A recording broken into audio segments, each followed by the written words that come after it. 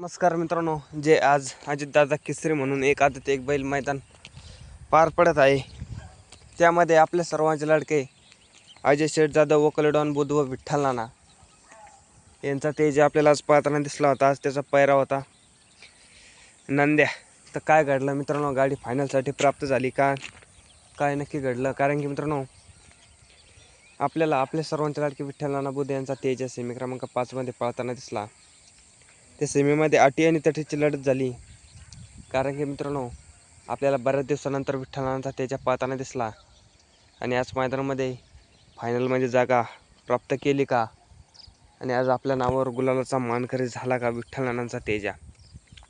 कारण की मित्रांनो, विठ्ठल नानांचा तेजा मागच्या मैदानामध्ये पळताना दिसला होता, पण आपल्याला काय सेमीमध्ये गाडी न सुटल्याच्या कारणामुळे आपल्याला त्या मैदानामध्ये एकच फेरा पळाला होता। आणि आज आपल्याला विठ्ठल नानांचा दावणीतले कोणतेही नंदी नसून आज नुसतं आपल्याला विठ्ठल नानांचा तेजा पळताना दिसला आणि आज त्याचा पायरा होता नंद्या।